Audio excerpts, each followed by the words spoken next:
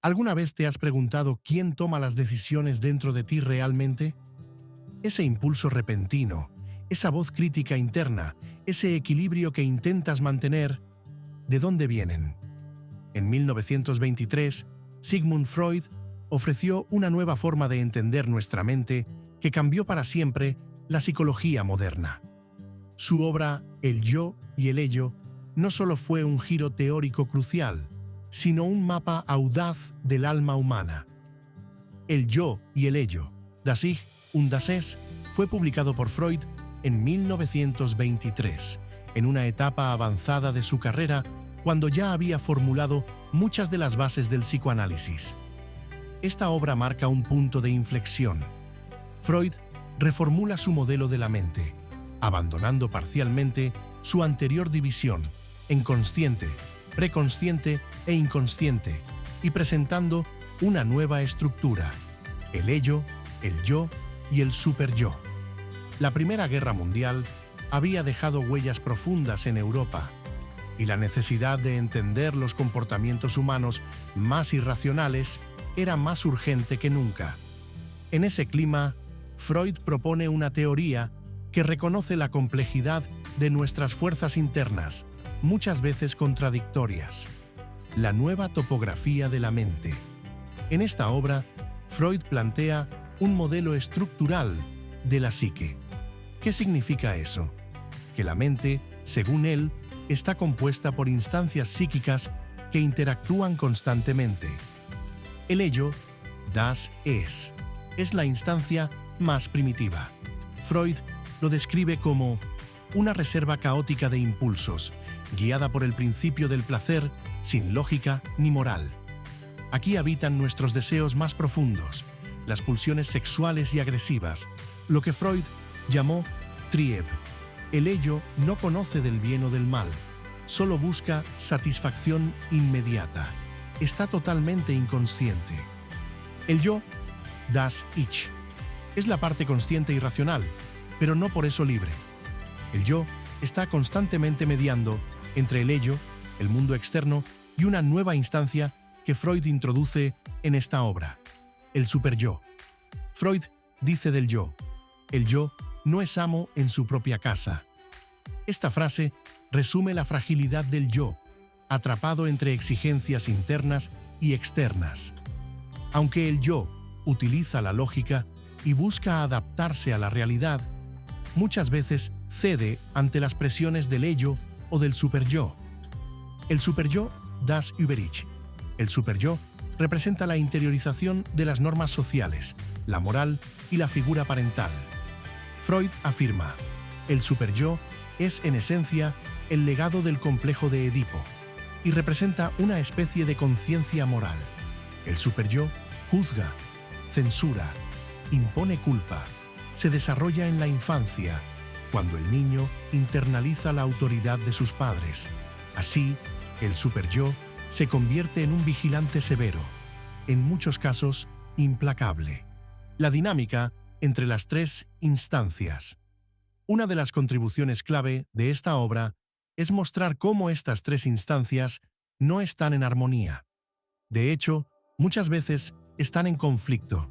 El ello exige gratificación inmediata, el superyo impone normas rígidas y el yo intenta mediar entre ambos sin perder contacto con la realidad. Este modelo permite explicar muchos síntomas neuróticos que, según Freud, surgen cuando el yo se ve incapaz de resolver los conflictos entre las exigencias pulsionales del ello y las prohibiciones del superyo. Mecanismos de defensa. Para sobrevivir a esta batalla interna, el yo desarrolla mecanismos de defensa, una idea que Freud solo sugiere en esta obra, pero que luego será profundizada por su hija, Anna Freud. Estos mecanismos, como la represión, la negación, la proyección, permiten al yo protegerse, pero también distorsionan la percepción de la realidad. El inconsciente sigue dominando. Aunque Freud introduce una nueva estructura psíquica, el inconsciente sigue siendo central.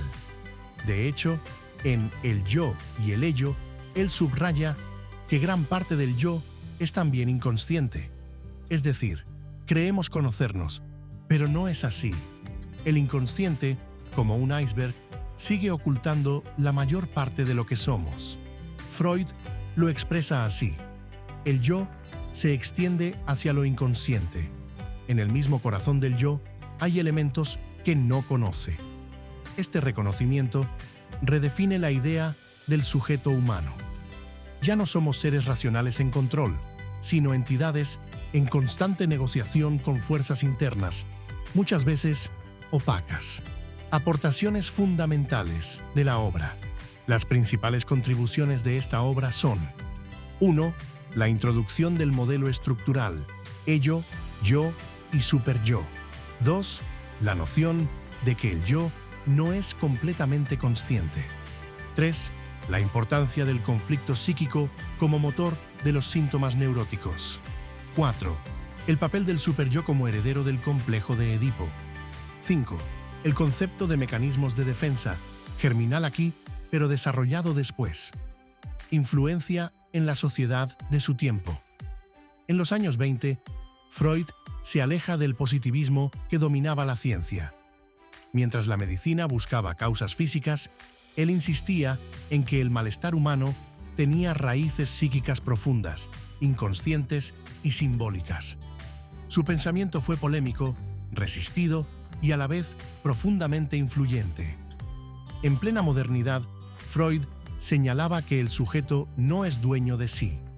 Este giro impactó no solo a la psicología, sino a la filosofía, el arte, la educación y hasta la política. Cuestionó la idea de libertad individual, de progreso lineal y de racionalidad absoluta. Y hoy, el modelo estructural sigue vigente en muchas escuelas de psicoanálisis, aunque fue criticado y reformulado por autores como Lacan o Melanie Klein. Pero más allá de su validez clínica, el impacto cultural del yo y el ello persiste. Vivimos en una era que valora el autocontrol, la eficiencia, la imagen pública, pero también muestra altos niveles de ansiedad, impulsividad y autoexigencia. Freud, hace más de 100 años, ya advertía de ese tironeo interno entre deseo, moral y realidad. ¿Quién no ha sentido alguna vez esa tensión entre lo que quiere, lo que debe y lo que puede hacer? Conclusión. El yo y el ello no es solo un libro de teoría psicológica. Es un espejo incómodo, pero revelador. Nos muestra que no somos una unidad simple, sino un campo de batalla entre impulsos, normas y decisiones conscientes. En palabras de Freud, la psique humana es un aparato de compromiso, no de pureza. Y quizás ahí esté su gran enseñanza: entendernos no como seres coherentes, sino como seres en conflicto y aprender a convivir con eso. Si este vídeo te ha resultado interesante, suscríbete al canal y déjame en los comentarios qué otras obras del psicoanálisis te gustaría que exploremos. Hasta la próxima.